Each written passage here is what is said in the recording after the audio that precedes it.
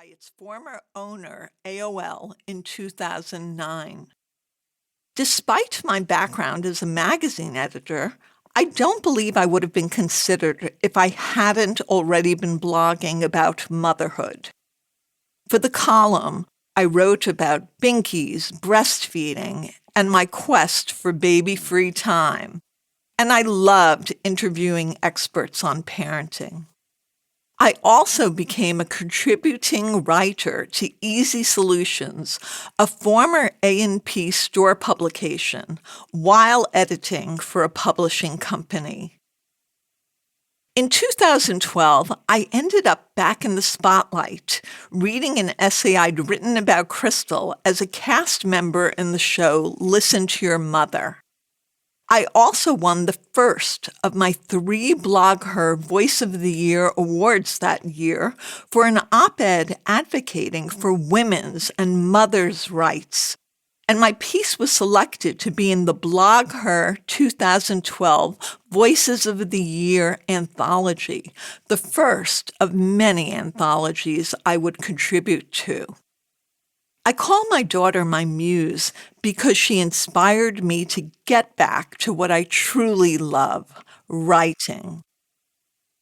In 2014, I moved back into mainstream markets with a personal essay in Marie Claire about a crazy former roommate. Since then, I've placed my essays and articles in hundreds of publications. In 2015, because I was so prolific, people wanted to know how I did it, so I became a writing coach, using my no-nonsense style and savvy strategies to help writers of all levels of experience find their voice, get noticed, and get published. As my daughter grew, she continued to be my inspiration. After a trip to Vermont, when she was hard to handle, I wrote a piece titled, "My Child is Out of Control," for the Washington Post. The piece was syndicated all over the world and discussed on ABC's The View. The editor, Amy Joyce, asked me to write a follow-up a year later, which was titled, "My Child is Still Out of Control." After a new babysitter contacted her male friend and introduced him to my pajama-clad daughter via FaceTime, I wrote about the new roles for babysitting and social media for the Washington Post. My rule was, nobody comes into the home, and that includes on social media. In another piece of many I wrote for the Washington Post, I shared why it was positive for our marriage that we did not let our daughter sleep in our bed. As Crystal became more social and neared her tweens, I focused on providing her with a resilience-building emotional toolkit. I wrote for The Week about powerful phrases every parent needs, like, "No one is the judge and jury of your self-worth," and "I'm proud of you, but you should be proud of yourself."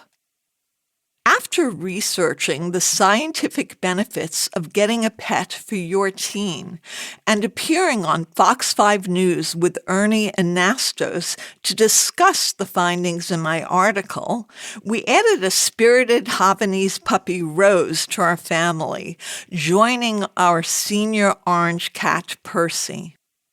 In 2019, I once again became an adjunct instructor at New York University. In 2019, I wrote How to Bully-Proof Your Child for the New York Times, attracting more than 500 comments and trending as a top story for several weeks.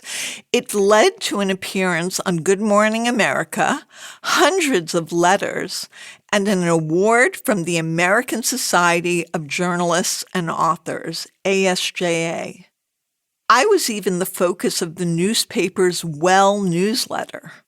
I've since contributed several articles and essays to the New York Times. I've stopped writing about my daughter as she is now a teenager, and I'm more focused on storytelling.